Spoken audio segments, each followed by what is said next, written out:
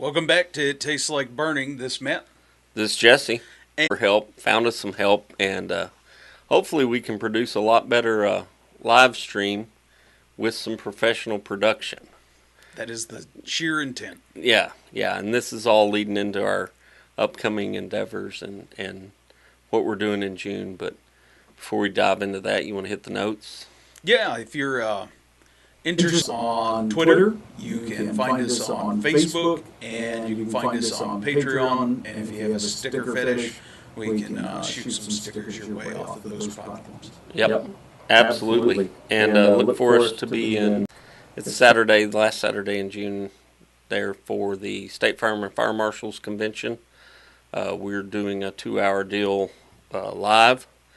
Hopefully our new producer, Chuck, is going to be there to make it all happen and be awesome. And we'll see y'all there. We'll be giving away stickers there. So Definitely stickers. Maybe something else. Maybe something else. Yeah, we hopefully we can find somebody to partner with and sit in a booth for a little while after our deal in the trade show. Hint, hint, Delta Fire and Safety. But hopefully we can find a booth to sit in and be there to answer questions, hand out stickers, and interact. Yeah, make introductions and exchange terrible ideas with each other. Yeah. Not only do we have kind of this big thing going on in June, but we have some other, really there's just a bunch of different kind of bigger events that are starting to line up for us. June's kind of the crescendo of it, the highlight of it. But what do we have kind of starting this weekend and carrying forward? Yeah, so we did jump into a contract with the local college, Tarrant County College, to use their training facility and then provide some better training.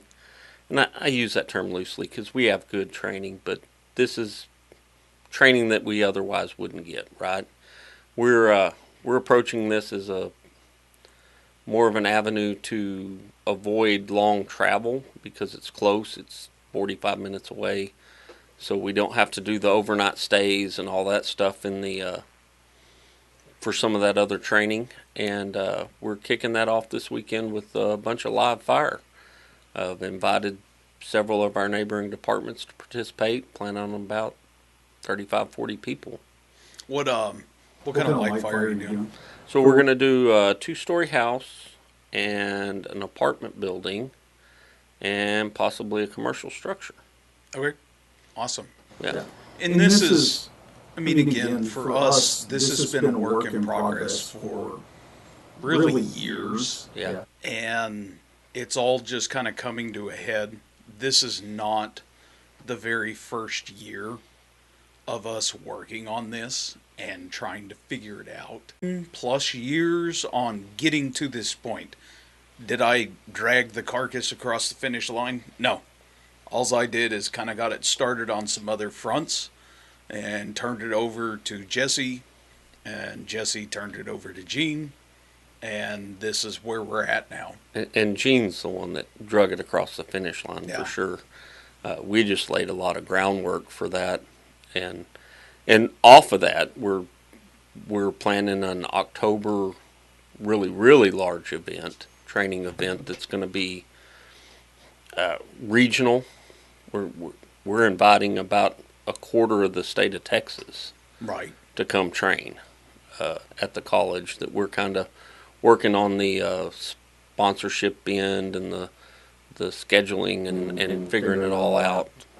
That we've taken the lead on that as our district level, but we tagged in 2 other districts to kind of round that thing out to get it to be big enough to be worth doing.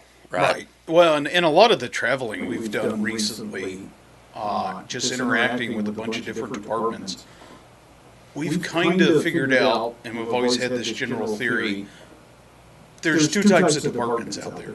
There's ones that train, and there's ones that want to train. Right. And the ones that train manage to have a lot easier of a life.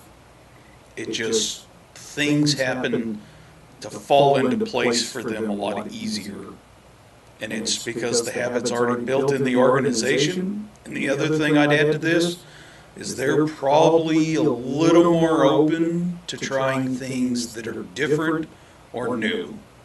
Yeah. Because And two, they're if you're not growing, you're dying.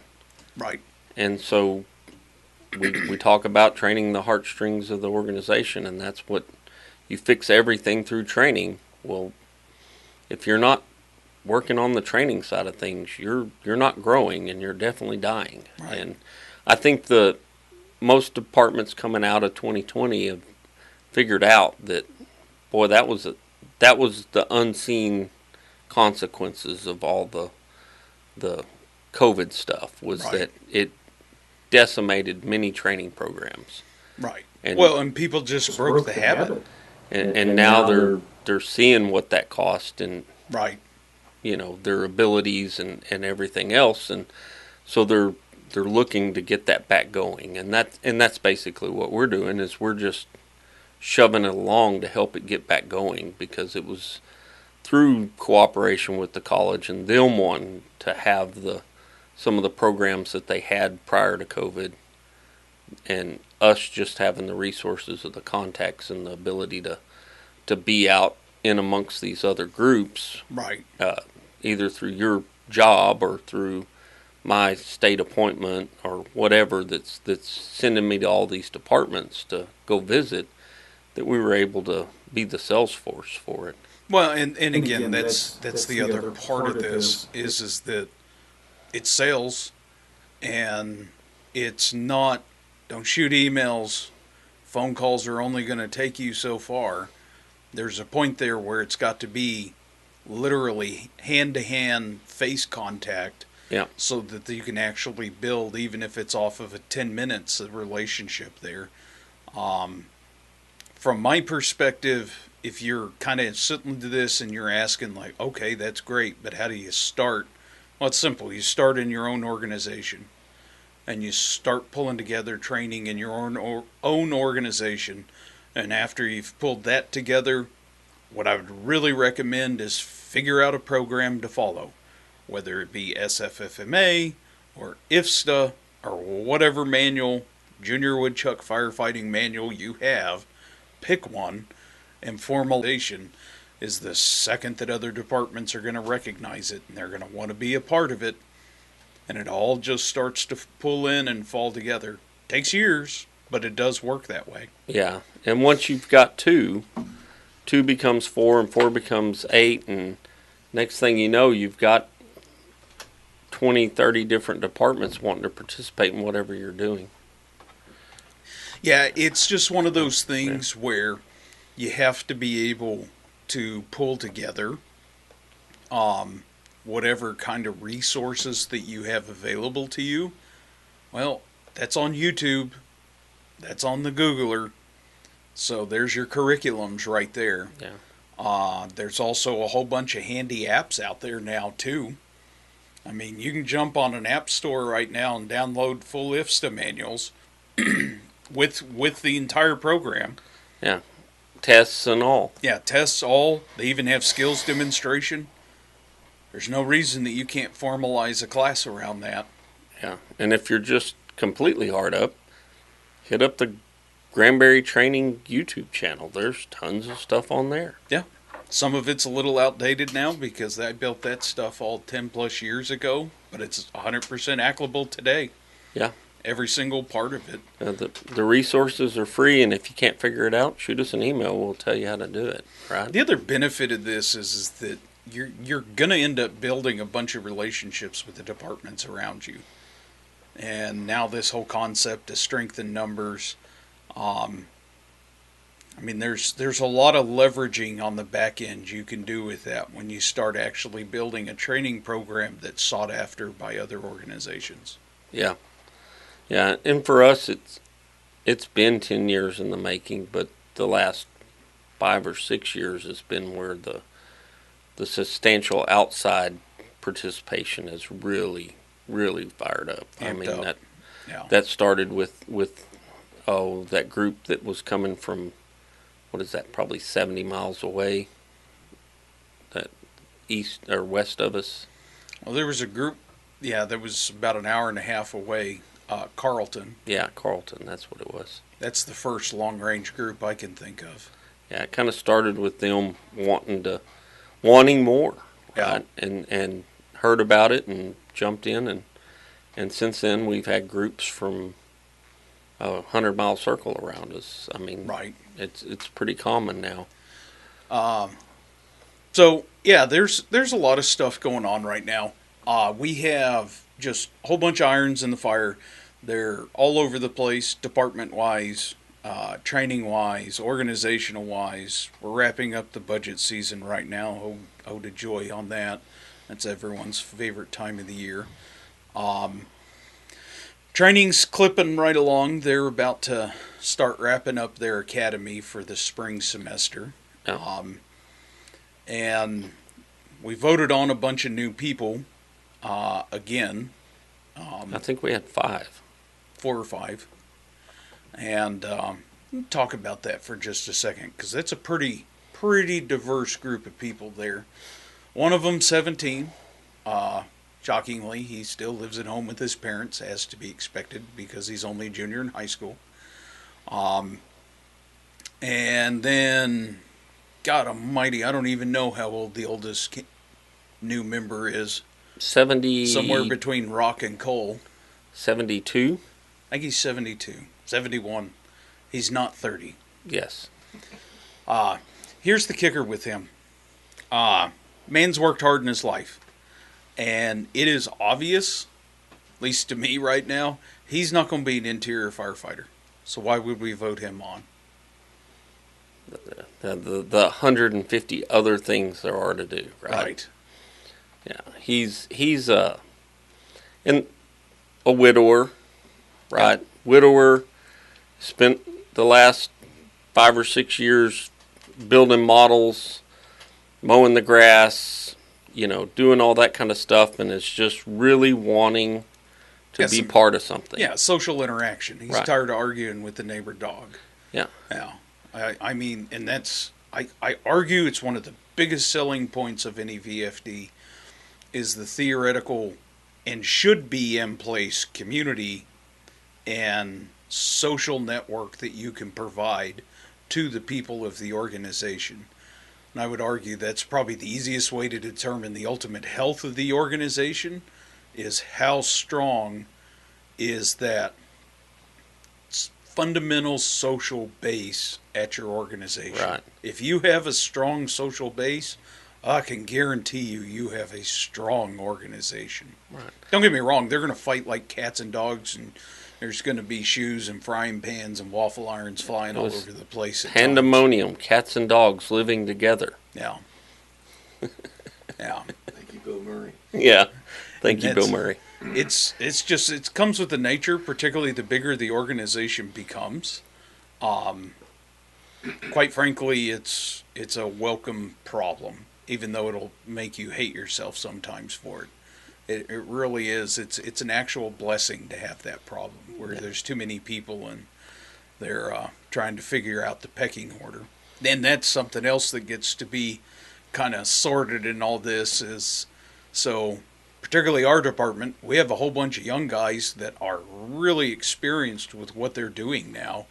And you have Father Time, who comes craning into the organization, and you get that has very little to no experience in firefighting, but has tons of life experience. Right.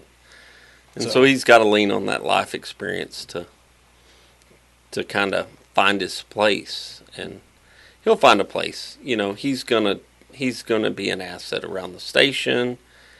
He's gonna be available to run air truck or a number of other things that just need to be happening. Well, since he's older than 35, I have a sneaky feeling that he can probably operate a small engine. Yes. That's kind of my grand hope is like light and air truck guy and small engine guy. And then if we even see one of our young guys looking at one of those small engines, just throw something heavy at him or spear him with a hook and tell him no. Yeah. You only can use it when I hand it to you. and it's running. So, Don't grab the blade end. right. Now, the other kind of, not wrap up the day, but something we're going to segue into is just for a brief moment talking about the organization, the ability to recruit, growing the organization. One thing I would really recommend people to make note of is the ability that you have to control the contact information for the organization. Like, let's say, for example, you have an email. And let's say that said email is entirely built around your marketing campaign. And let's even go as far as to say that that email was designed and intended to be used as your primary public contact also. And you've registered it with like state and federal and records request. And imagine just basically any federal or state or local jurisdiction that would ever need to reach your organization. Make sure that you have the ability to not have that email turned off, because it could theoretically be a real problem for you in this very plausible situation and scenario. Oh, gee, tell me more. I think I've said enough. The point is whatever thing, whatever email, phone number, whatever you've got everything pointing to, whether it's your marketing stuff or whatever, make sure that that is, you own that, and it's not at the whim of an outside agency, right? Or an IT director. Or an IT director, or the county, or the city, or the whoever, right? You know, don't let the Chamber of Commerce be the ones that are hosting you and your website and decide that they're not going to do that anymore, and just be able to flip the switch, right? Right. That would just, in our theoretical situation and scenario, that would be highly beneficial to you if you were like said chief for 5+ years and you had 5 years worth of emails and records and reporting and warranty and POs and vendors and members records and, you know, other lightly touching, glossing subjects, and you suddenly lost that email because the world is awesome, and how bad that could possibly be for you. Yeah. So just food for thought. Yeah, definitely control your stuff. Yeah. And so with that, we're looking at, you know, different domains and some things that, and creating some emails. So we'll let you know how we navigate that and how we figure out what we're gonna do with that and who we're gonna use for email hosting, because we're going to bring all this back in house where it is under the control of the organization, because that's really what needs to happen. You know what the best part of all of this is? Is at least everything's gone, but at least the solution's expensive. Yes. That's the best part. Well, it was already expensive to begin with. I mean, we've talked about, you know, what we spend on marketing, and realize that entire 3-month campaign is pointed towards emails that don't exist anymore. Theoretically. Or realistically. Yeah. So, you know, nothing like dropping $5,000 on nothing. Mm.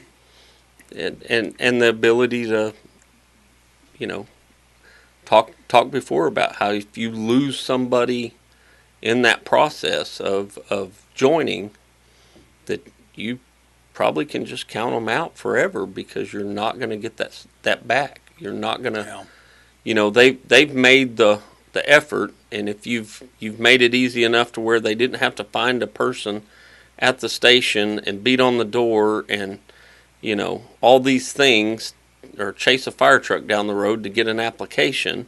You did stuff to make that doable. Yes. Just remember, awesome. Make sure you forward your complaints or issues with that to the assistant chief, because the fire chief will be sitting in prison because he failed on his open records request. Yeah. So yeah, there's nothing wrong with this at all. Yeah. It's that little meme of the dog sitting in the house on fire. Yeah. Everything is fine. Yeah. Everything's not fine, but I can't get out of the house. Yeah. Yeah, Yeah. it's glorious. Speaking of everything's not fine, Texas weather has been insane for the last little bit. Like there's been tons of stuff going on with that, and as the fire department, we get to deal with a lot of that, right? We've been lucky for the most part in our immediate area. We actually had an exceedingly dry winter, and I was scared to death for going into the summer. But then it started to rain in April. We're now, we'll call it mid-May. We're getting more rain. It's flooding absolutely around us. Everyone needs a snorkel with their PPE right now.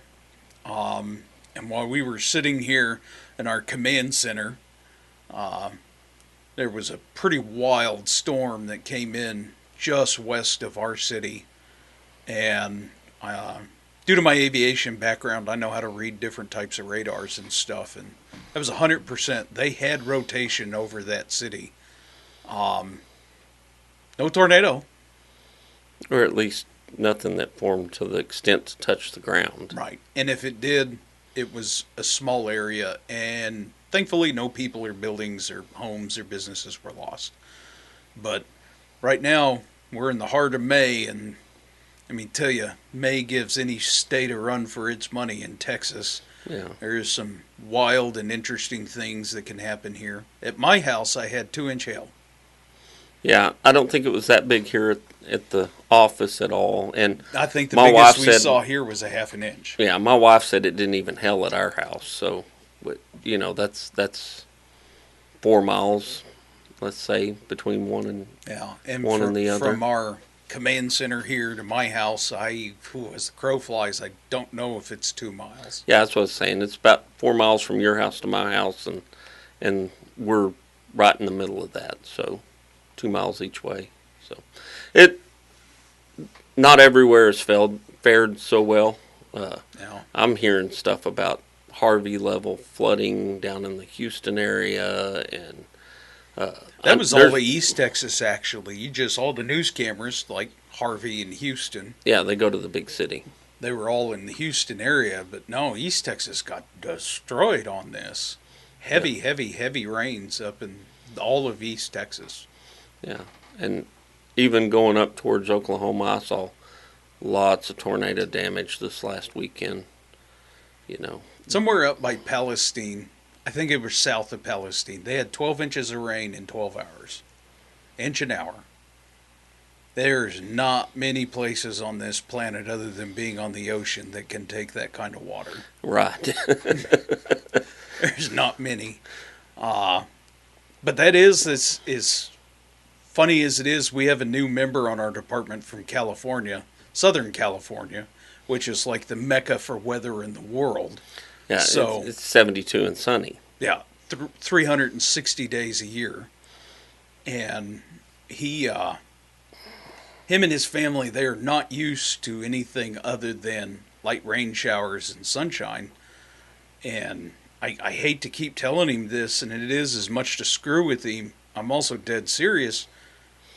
These storms that we're having right now is just the introduction to what we will get here in another few weeks, because it hasn't gotten hot here. And we know it'll be hot here when the mosquitoes the size of pterodactyls come out. And they're coming. They're coming. With as much rain as we've had, we're due now. Yeah. Because it is warm. The humidity's starting to really lay in. We've got a strong southerly flow now established coming off the Gulf every day. Still very cold weather coming in off the plains. Yeah, but Yeah. what's going to get him is when a month and a half from now, when it's just dry and crunchy, right? It may be 2 months from now, but it's not very far down the road. Yeah. Texas weather, I don't know why anyone lives in this state. The weather sucks. Your scenery sucks. Good people, good taxes, good food. Yeah, that's got to be it. Because everything else in this state's just, Well, it's all what you're acclimated to. I wouldn't be in Nome, right? Well, there's a reason there's not many people in Nome. And the people that are stuck there are stuck there.